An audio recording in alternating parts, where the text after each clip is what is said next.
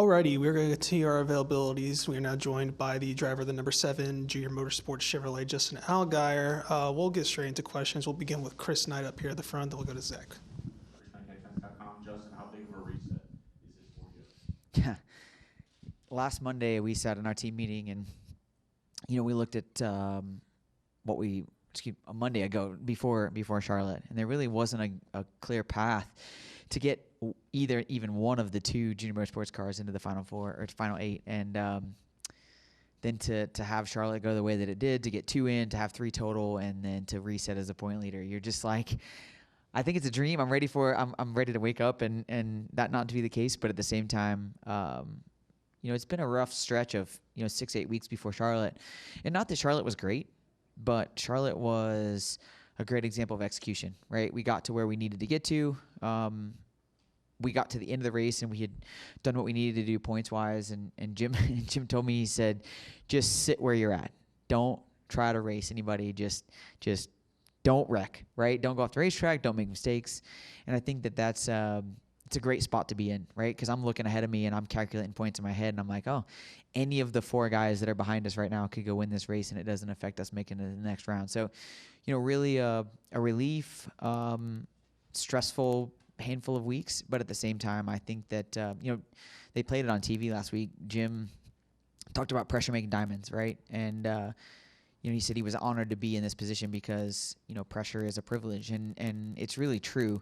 And I think sometimes you learn more about yourself and your team when you go through those moments than you do whenever everything's going your way. And these last 6 weeks have kind of done that for us, and it's nice to come out here to Vegas and have a fresh start and be able to kind of go after it and just go for it. With Zach, and then we'll go right.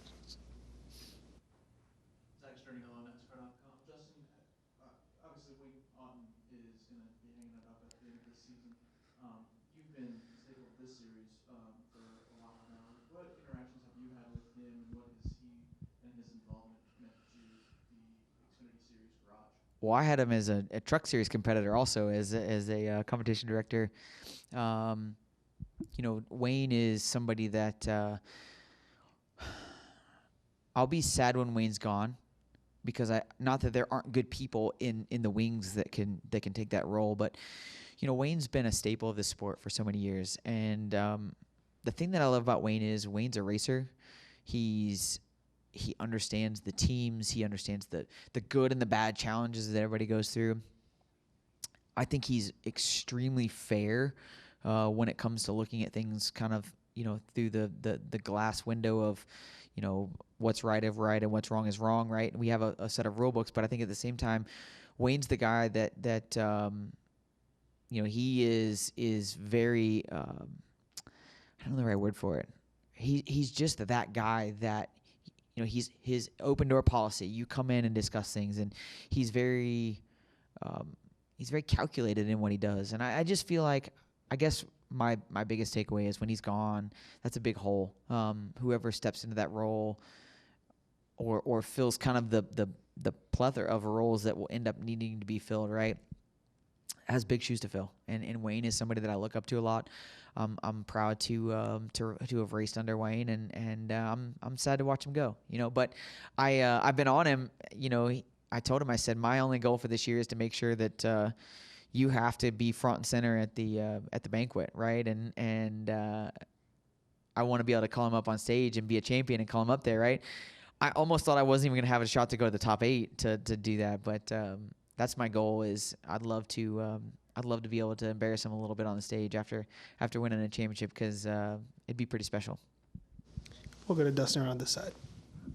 Just let me know, Casey, with how the last couple of months have gone and not knowing if you're going to advance or not, like, what is the mindset now after escaping this last round? Like I said earlier, I think it's given me the ability to look at things differently. Look, I love this sport and I love what I do, and I feel like we laugh a lot about experience and age and my gray hair, but I think sometimes just because you have experience and just because you have knowledge or whatever it is, it doesn't fix all of the problems, right? It doesn't make things go your way or not go your way. It doesn't make you immune to making mistakes. I mean, I've made plenty of those mistakes in the last 5-6 weeks. Where I think the difference for me becomes is, okay, how do you rebound? How do you just say, okay, we're done. This is the bleeding has gone on long enough. How do we start over? You know, I look at the last couple of weeks, and man, not only has the race been bad, but like you just look at the world as a whole, right? There's a lot of things going on that take far more precedence than what we're doing on the racetrack. And I've had lots of friends and family that have gone and donated time or money to what's been going on to those that have been suffering. And how do you work on yourself to rebound and dig yourself out of the trenches when you're watching these folks lose everything and like you're trying to be positive, and we're an entertainment sport, right? We want to go out there and put on the best race we can, but you also still have to think about that in the back of your mind. And I know the competitive side of me doesn't know that, right? Like the competitive side of you just knows we got another race and another race and another race, and you just got to go. But I think that, you know, this last 2 months have really given me a lot of time to reflect and really focus on what's important. And this reset was just like icing on the cake, right? It's just, I feel like I come into Vegas a lot more. I went into Charlotte actually really relaxed. This is gonna sound really dumb, but you know, we Talladega, we're sitting there and we didn't know that the penalty for the one yet was gonna happen, but we're sitting there and we're looking at the jumbotron, and at the time I was 18 points out, and Jim had been like doom and gloom, right? Because we'd been so bad and it just hadn't gone our way. And he started chuckling, and he said, I can't even be mad because it's so bad that like I can't even be upset right now. And I said, don't laugh. And I said, you know, and so then we walked away, and I was like, yeah, you're right. I can't help but be funny. And we went into Charlotte with a different mentality, and I think that we just executed. And I think we come here to Vegas, as long as we execute, it's going to be tough to beat the 17. All right. Any other questions? We'll go to Kelly up front, and then we'll go back to Chris. Justin, to follow up on what you're just talking about there about how bad it's been, there's been years where it's looked like this could be Justin Allgaier's year to win championship. There's been years where maybe you weren't as dominant, but you were in contention. So given everything you just said about how much you guys have had to scratch and claw to get to this point, are you kind of hoping, you know what, maybe we're just going to take the long, hard road, and then this one will turn out the way that we hope it will? You know, it's funny. Like I look at the DNFs and the crashes and we have races that we finished that we finished Bristol, right? But it wasn't pretty. I mean, the thing was killed. I had to laugh though, because Dale sat in the media center in Bristol and said he thought it was my best opportunity ever and all these things. And I'm like, I think you jinxed this, man. Cause like Bristol was bad, but it's been brutal. With that all being said, to come to Vegas, I have to laugh, because to come to Vegas with the year that we've had and all the DNFs that we've had and still be the points leader, to still have 15 stage wins, and I don't know if that's still the record of whatever all-time stage wins in a year, whatever it is, but like it's pretty wild, right? When I step back and look at the year as a whole, I'm like, how did we not win 10 races and just absolutely be killing it right now? Because my team deserves that. As fast as race cars as we've brought to the racetrack every week. And I look back at things, going back to the mistakes that I've made, and I'm like, holy cow, like we have given away some points this year. But you know what? We got new life. We've put ourselves in this spot. You don't ever know the peaks without having the valleys. And you know, I think sometimes if everything's just flat and smooth, and you don't enjoy those big moments, you also have to get down in those deep valleys and dig through it. And I think that's where we're at. If we were to come out of this with a championship, it would be amazing. But I think at the same time, this year is proven that you can want it, you can work harder, you can do all the things that you want to do to be better. And if it's not in God's plan, it ain't gonna happen. And sometimes you just got to accept that and figure out what that plan is and try to make the most of it. Come back to Chris right here. Justin, I know it has been announced, but is it all but assumed that you'll be back junior motorsports in 2025? You can assume whatever you want to assume, Chris. We are working on that, yes. For me, I've said it 1,000 times. I love this race team. I love where I'm at. I love the people that I'm around. For Brant, this has been a great relationship for them. I mean, they've supported me now for too many years, to be honest with you, more than I deserve, truth be told. And you know, we have so many great partners at our organization that that do such an amazing job. So yes, we're working on that. We're there's been a lot of other battles to get accomplished at our race team, and we're getting through all of that. So I think now that the dust has settled a little bit, we're able to focus on a little bit more and see what 2025 looks like. Any further questions? Come up here to Dustin. Dustin Long, NBC Sports.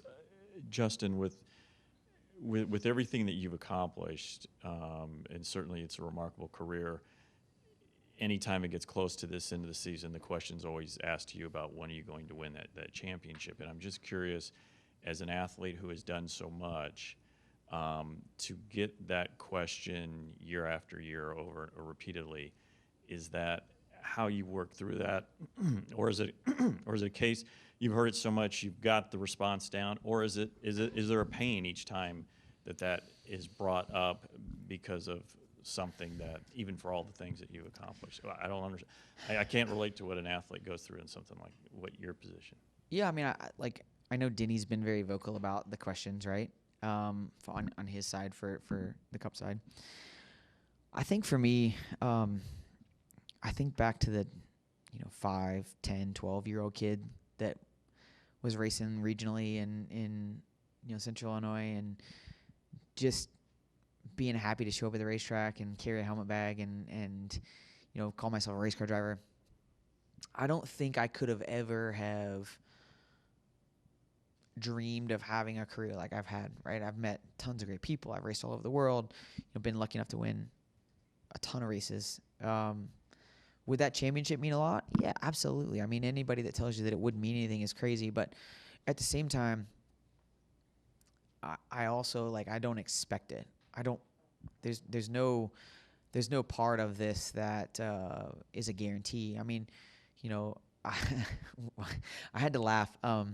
Sheldon at Watkins Glen, they asked him about finishing second, right? And he's like, well, yeah, it's great, blah, blah, blah. He's like, but it's hard to watch somebody race for 3 hours in their NASCAR career and go win their first race, right, with Connor. And I had to laugh a little bit because I'm like, yeah, he's not wrong, right? There are champions in this sport that have come in and have won when they needed to and done the right things when they needed to. There's been people that have been in this sport for years that never won a championship. I mean, I think about Mark Martin's Cup career, right? Probably one of the people that I look up to the most in this sport, because it never changed who he was. I mean, he obviously won Xfinity Series championships and won tons of races, but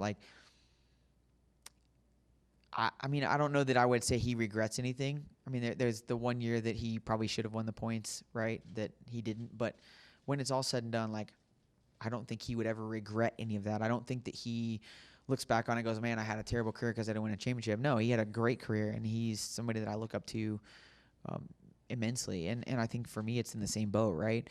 I'm going to keep doing this until I'm not able to do it anymore, or I'm not asked to come back, or I can't compete at a high level. But if that opportunity never presents itself, it's not going to be the difference of me considering my career a success or not. Love what I do. I'm proud to be here and have the opportunities that I have, and I'm just going to keep going for it. And I know you talked this week, you've talked in the past just about if there ever was a good opportunity at Cup, you'd like to be in a good opportunity. But obviously you were, and I think of an Elliott Sadler as well, that came down to the Xfinity Series and had a tremendous amount of success. And, it was for Elliott, it was like, hey, I want to go win races. I want to be competitive. I think you've said that as much. What has that meant, while maybe it isn't the Cup level, what you've done in this? I mean, because at some point you could have made a decision to have stayed in Cup and been with a lower funded team and just been 25th every week, as opposed to being asked all the time, when are you going to win a championship? That's a big difference. Yeah, Corey LaJoy and I have actually had this conversation multiple times for the last number of years, right? Corey has been very vocal about that he feels like if he's not in the Cup Series, that he's not going to get those Cup opportunities, right? I've kind of looked at it the opposite way. I mean, Elliott was that same way. We've seen it time and time again. I mean, Cole Custer having the opportunity to come down, win a championship last year, have an opportunity to go back Cup racing again next year, right? Yeah, do I feel like I could still compete? I mean, probably the best and worst thing that's ever happened to me is running the 5-car at Charlotte this year, right? Because amazing experience, great people. Obviously, Kyle has had the most success in the last 5 years of anybody that I know. But I look at like that experience and to kind of have the reins put on at the start of the race and to be mindful of not crashing the car. And then finally at the end of the race, they're like, okay, go. And you're able to drive up through there. And, we unlapped ourselves at one point. Like in a small way, that was me smiling from ear to ear because I'm like, all right, cool. I can run the speed that these guys can run and I can do this. If you're in the right car, you got the right people around you and everything works out. Like, yeah, I can still go do this, But on the other side of it, I know that it's not that easy.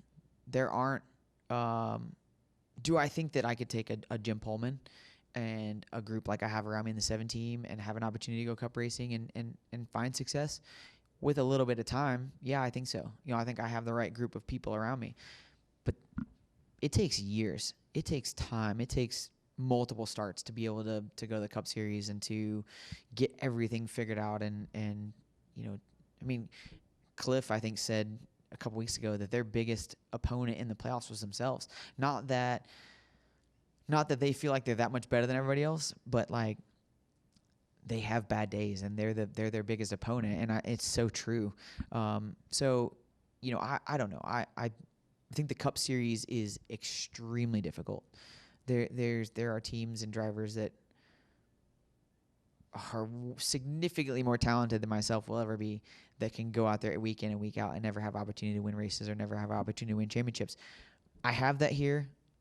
Personally, I can go home at night, I get in my bed and I lay my head down on the pillow and I sleep really well knowing that I have a great group and I have a great opportunity to go be competitive week in and week out. When I ran the Cup Series and we didn't have that opportunity, it put me in a space that I didn't want to be at mentally. It's really easy to question yourself, question the people around you. Even when I knew I had all the right people around me, the circumstances weren't there, and you start, you ruin relationships when you're not running good. And when I walk away from the sport, I'm gonna have a ton of great friends that I'm gonna enjoy getting old and gray with and spending time away from the racetrack at some point and enjoying that. And so I feel like for me, that's what's made this Xfinity Series what it is and made it so much fun. And I still want to go cup racing. Selfishly, nobody would never want to go compete on the cup side, but it's hard for me to want to go over there and just do it just to show up and make laps. Okay, if there are no further questions, Justin, appreciate your time and good luck this weekend. Thank you, guys. And just a quick announcement too, we will now be having Austin Hill's presser at 2:30, so just under the half hour is when he'll come in.